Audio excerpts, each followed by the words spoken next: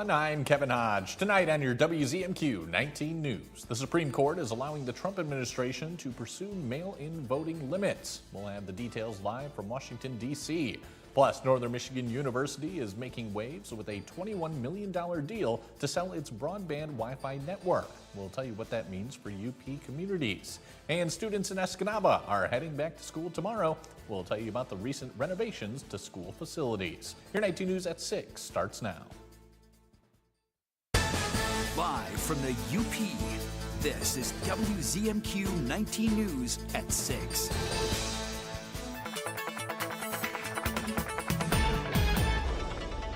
Welcome in. A first look at your forecast as we continue to see that unsettled weather move through the Upper Peninsula for tonight. It is going to drop our temperatures ever so slightly, and also that shower and thunderstorm activity is likely going to hang around into the overnight. Temperatures dipping down to the mid to lower 60s, still remaining into that mid to upper 60s for some of us. But the unsettled weather continues into tomorrow morning, and make sure to stay tuned because we'll take a look at how long those showers will last into tomorrow and the rest of the week in just a few minutes. Kelly, thank you very much. The Supreme Court gave a preliminary green light to the Trump administration's mail-in voting restrictions ahead of the midterms. But experts say the decision from the court could open the door to other challenges that could slow the president's order. Our Washington, D.C. correspondent Rachel Knapp joins us live. Rachel, good evening. How could this impact the upcoming November elections? Well, good evening, Kevin. So the ruling essentially gives that green light to the administration for planning for the restricting of mail ballots. But Kevin, right now it's unclear how much of the president's plans will be enacted for this upcoming election. In an emergency opinion from the U.S. Supreme Court, Justice said the administration can proceed with planning an executive order on restricting mail-in voting. The president's executive order directs the U.S. Postal Service to help decide which voters should receive mail-in ballots. Also under the EO, the Department of Homeland Security will also create lists of U.S. citizens the administration believes could be used to monitor voter rolls for non-citizens. Election integrity watchdogs say despite the president's repeated claims of voter fraud and casting doubt over mail ballots, they say voter fraud is rare, and it does not happen on a scale even close to necessary to rig an election. On Monday, the U.S. Postal Service unveiled new requirements for mail ballots less than 2 weeks before some states begin sending them for the November elections. But it's unclear how much of the president's provisions can be put in place before the elections. The decision also leaves space for additional court challenges. In the court's emergency order, the majority of justices write, the court's disposition of this application does not mean that any measure taken by the government to implement the order will necessarily be lawful. On that score, time will tell.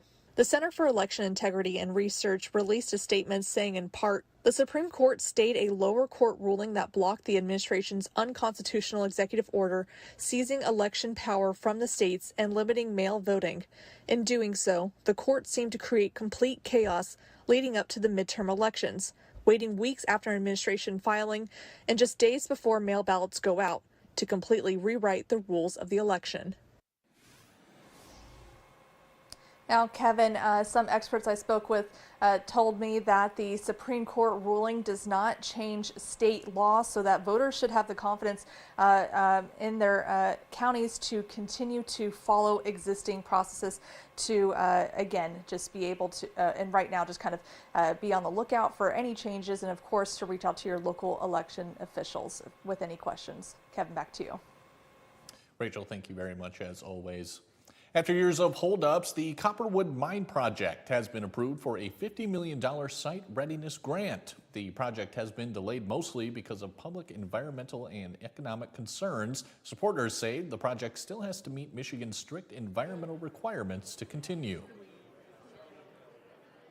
I am not a subject matter expert, nor are 99.9% of those that oppose this project. The experts have spoken, and that's the Department of Energy, Environment, and Great Lakes. And it is not an easy bar to pass. Critics also questioned why the funding did not go through legislative committees again. The MEDC says lawmakers greenlit the funds in 2022, allowing the money to be used for this type of project. Northern Michigan University has entered an agreement to sell its Wi-Fi network services to improve its reach and signal strength across the Upper Peninsula.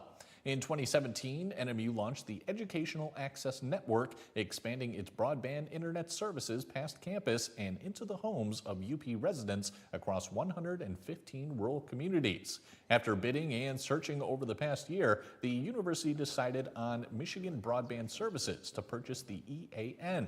This morning, members of the Board of Trustees all voted in favor of the $21 million agreement. It's one of those few win-win opportunities that you have out there where we can benefit as well as our communities benefit. So they were very supportive of taking that forward. The transaction process will continue on to an FCC approval, which is expected to be finalized by November.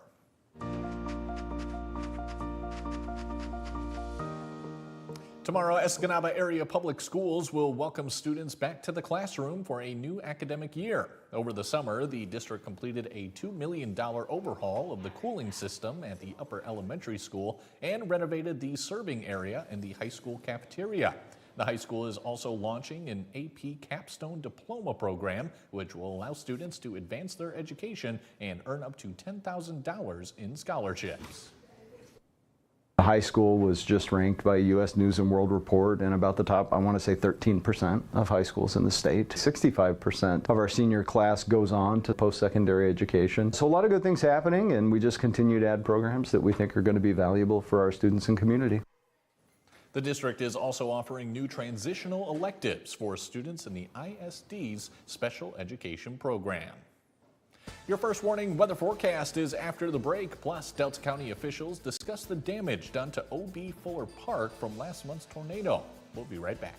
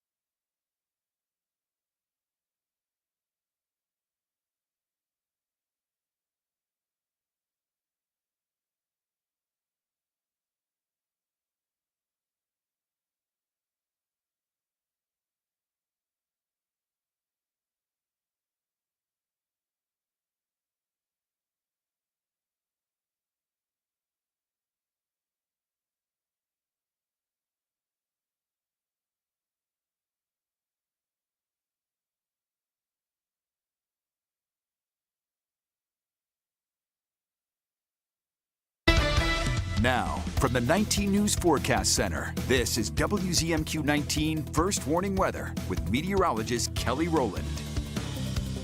And welcome back. We are still counting down the days, well, the weekends, until the official start of fall. So we have 4 weekends left now until the fall equinox, which is September 22nd at 8:04 p.m. So people can maybe say, oh, it's starting to feel like fall. It's very cold. It's very fall-like. And it may be with some of these colder temperatures, but we are still in summer mode, at least in the meteorological world, until we hit September 22nd. So as for the rest of tonight, we'll see some of that unsettled weather. The showers and storms continue to move through, and that is from another system moving over the Great Lakes. So yes, we do have some of that northern influence of the wind bringing us some more chances for some colder temperatures. But the colder that it is, it's harder to get those instability driven showers going. So that's one of the positives from it, but we can clear out most of that rain once we get to tomorrow morning. Shouldn't have too much rain left for tomorrow, but we do have the chance of some leftover thunderstorms, mainly for the overnight into early tomorrow morning. And as for the severe risk,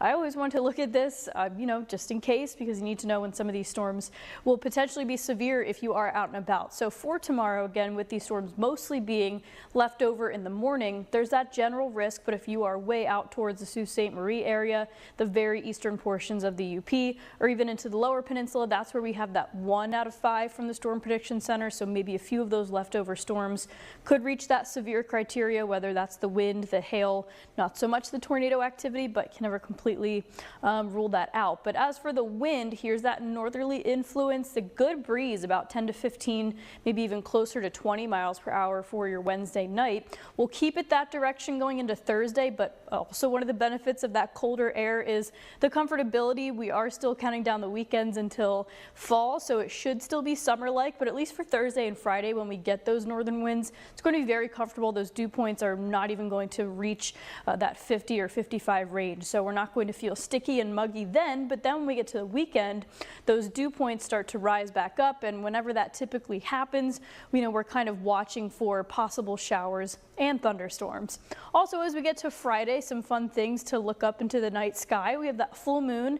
It's known as the sturgeon moon. It will peak at 12:18 a.m., but it's also going to be a part of the partial lunar eclipse, which will actually be pretty good for us here in Marquette. So 96% of the moon's disk will be inside the Earth's darkest shadow, or the umbra, and that peak is 12:12 a.m. So just before the full moon, it should have a bit of that reddish hue to it because it will be part of that partial lunar eclipse. So again, that's on Friday, and we have some leftover showers and storms for your Wednesday. Should clear that out, especially for Thursday and Friday, mostly sunny conditions, and then a few scattered showers to round off the weekend. Kelly, thank you again.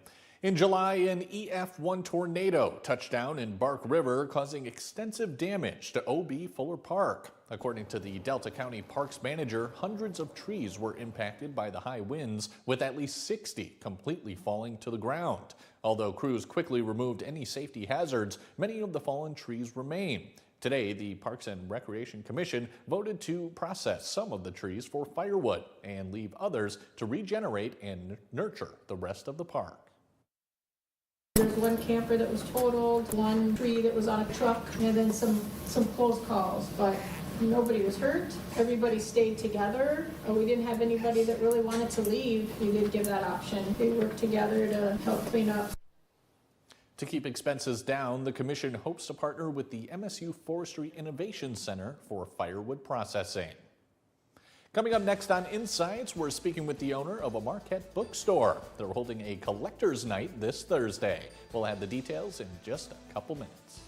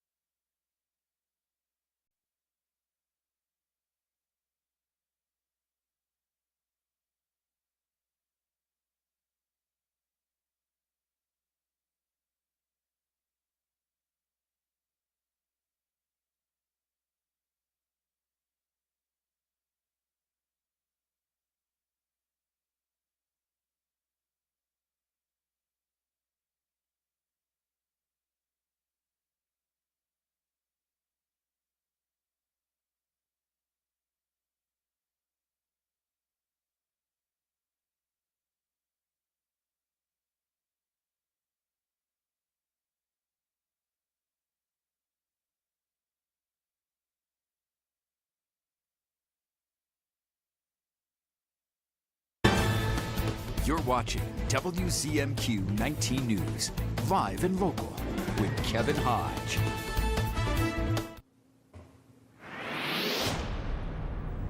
Welcome back, everyone. This Thursday, a Marquette bookstore is hosting a special event just for book collectors. Here to share the details with us is Snowbound Books owner Dana Welshans. And Dana, thank you so much for coming on. Thank you for having me. This is a delight. Yeah, so this event is all for collectors. Just tell us, give us the background of what it'll look like. Well, we've never done anything like this before, but in the last month or two, we've gotten 3 really great collections in. And actually, I didn't even bring part of the other one. So we got a big Jim Harrison collector. As you probably know, Jim Harrison is from Michigan. He's a world-renowned author. He used to hang out a lot in Marquette. As a matter of fact, Snowbound Books is mentioned in several of his books. So I got a big collection of his early stuff. Most of it is signed. So we're really excited about that. There'll be titles that you might not have even known existed. I certainly found some surprises. Then we will have a small collection of first editions, modern first editions. This one happens to be signed by Toni Morrison, so that's kind of a big deal. And the other collection we got is fly fishing books. So for fly fishermen, fly tyers, we got some really cool ones. All right, excellent. Well, we should probably tell people when it is, actually. Yes. It's this Thursday from 7 to 9 at the store. We're going to do an after-hours event, so we'll close down at 6 and bring out all the collections, and then let some people in. All right, excellent. Do you have to register in order to? You do. If you just go to our website, there's a link right on the homepage, and you can just sign up there, and there's still some spaces left. All right, good stuff. So tell us just kind of how this idea came together. Well, honestly, I don't know what to do with the book. Like, I don't know if I have room. These fishing books, I have hundreds of new fishing books that have just inundated the store in the last month or so. And the Harrison books, I know that he has oodles of fans here. Sure. When he passed away, we did a toast at the store, and we had a packed store. So he is very beloved up here. So I knew that we need to do something special to give people the opportunity to have some of these oddball books.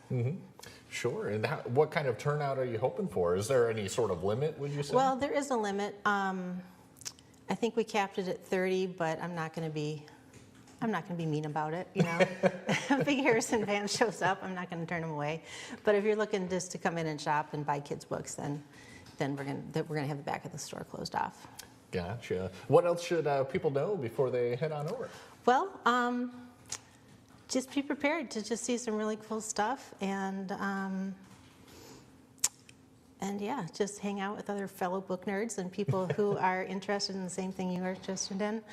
We also have a really cool polar collection there too, with some rare early polar memoirs.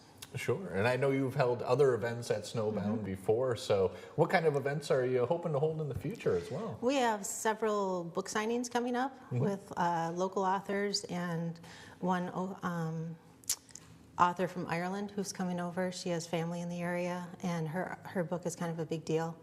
It's Irish. I can't pronounce it very well, so I'm not even going to try, but that'll be at Peter White, and all of our events are listed on our website. I'm Irish as well, and it can be very hard to pronounce. There's a lot of vowels. I can't blame you there. Dana, was there anything else you wanted to add at all? Or? No, I hope people show up and have a good time and find a treasure, and then the following week we'll have things available on the shelf for everyone else to come in and get what's left. Good stuff. Okay. All right, Dana, that's all the time we have. Thank you so much for coming. Thank you. I appreciate it. I appreciate this opportunity. And tomorrow we're joined by Chris Olson as he oversees his first semester as president of Northern Michigan University. That conversation is only on 19 News Insights. Mike Ludlam has your look at sports after the break. He'll give us a preview of NMU volleyball with the team set to begin their season this week. That and more when we come back.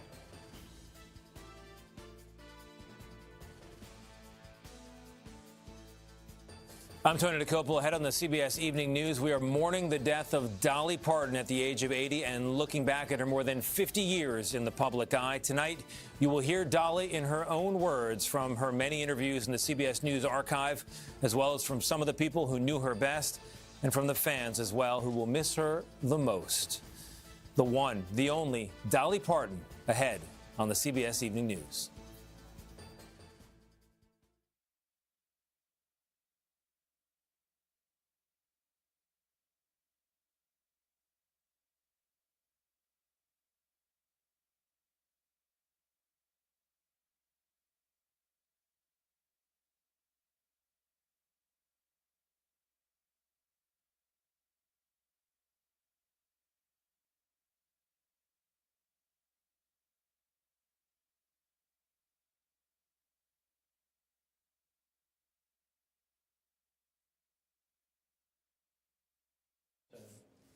One, two, three, four, five, six, D, E, L, F, T. Hey, my side's all good. Except the D doesn't disappear at all now.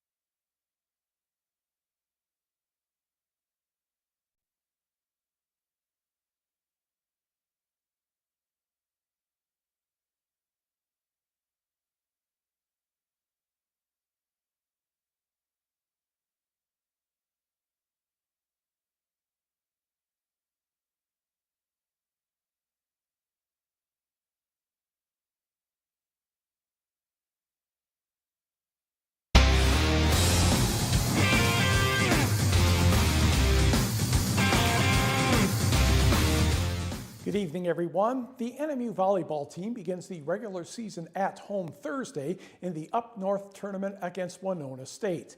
Coach Mike Lozier is pleased with his team's chemistry and the experience from his senior class. The early unknown, how well will the new middle blockers play? We have depth in a lot of positions. The one area where people are going to be looking at the court and going, who's that person, is the middle. We're going to have two brand new middles playing this season. There's three competing for a spot between Larson Bonstetter, Morgan Kuhl, and Lainey Russell. We lost our other two starting middles from last year, but these guys in the spring were unbelievable. I mean, obviously we want to ring, we want to go to the NCAA tournament, but I think in general, like when we're done and we're finished and it's over, I think if we look back and we're proud of what we did together and we grew throughout the season, I think we can't be sad about that. So I think that's what we really want. The NMU match with Winona State Thursday begins at 2:30. The Wildcats also host St. Cloud State Thursday at 7 o'clock. Michigan Tech starts the season at Vandeman Arena Thursday, 5 p.m. against Minnesota Duluth. Great Lakes Intercollegiate Athletic Conference volleyball poll has been released, and Ferris State is your projected winner, getting 9 first-place votes and a total of 99 points. Grand Valley State, not too far away, the other 2 first-place votes and 90 points.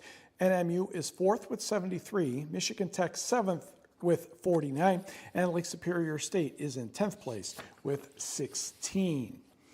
12 high school volleyball teams met at Kingsford High School for the annual Flivers volleyball event over the weekend. This is a pool play game against Norway. Mackenzie Kreider sets Lake and Wallace for the kill, and the Flivers advance to the semifinals. On the next court, it was Negaunee, closer to us, against North Dickinson. For the Miners, when the ball gets over the net, it's Priya Mori to Autumn Whitman to Isla Engstrom. She gets that one down the court. Negaunee also reached the semifinals. To the smaller gym, here's your fun part. Iron Mountain in the far court against West Iron County. The Wycon's Kyla Erickson sets Cami Alexa coming up right here, and boom, boom. Oh, oops, that's not good when you hit your teammate in the head. That would be Kylie DeVore. Grace House still thought that was funny. A quarterfinal match between Hancock in the near court and Gladstone. Braves keep the ball in play for the Bulldogs. It's Brielle Lesperance setting Bria Koski, and that one hits the floor thanks to the net. Hancock advanced to the semifinals with a straight sets win. Another quarterfinal was top-seeded Houghton in white against Norway. The Gremlins score with Katia Rudek, Alyssa Northey to Ellie Hainault. The Gremlins met their friends from the other side of the Portage Lake Liftbridge, Hancock in the semifinal. And to the scoreboard, it was Hancock upending Houghton 2-1. Kingsford over Negaunee 2-0. And Kingsford won its invitational for the fourth year in a row, dispatching Hancock, that should be Hancock there, 2-0. High school tennis season is certainly underway now. Escanaba at Westwood this afternoon. That's Anna Martin of Escanaba in the near court. Yes, Lynn Magnuson of Westwood in the far court. And that's a little bit deep for Martin, so Magnuson gets that point. But Martin would get back to work here. She's going to get to the net. Probably should have put this one away. Sometimes I think girls tennis players are just too nice. Now that's what you're supposed to do when you get to net. Put the overhead, get it into business, and she won that point. And Martin will get the next one when Magnuson hits it into the net. Martin won this match 7-6, 6-2, but it was Westwood winning the team score by the count of 5-3. NMU men's basketball coach Keel Gans has announced the addition of Luke Matson to the Wildcats coaching staff as an assistant. Matson returned to NMU after previously serving as an assistant coach during the 2023-24 campaign. Matson rejoins the Green and Gold after a stint at Southeastern Oklahoma State. He brings previous collegiate experience from NMU, along with a 4-year playing career and 3 seasons of AAU coaching experience. Matson played high school basketball at Negaunee and 2 seasons at Bay College before transferring to Finlandia for his final 2 seasons. Well, I don't know what to say about the Detroit Tigers outside of they've lost 9 of their last 10. They host Tampa Bay tonight, and Milwaukee is on the road taking on the New York Mets. And we will be right back.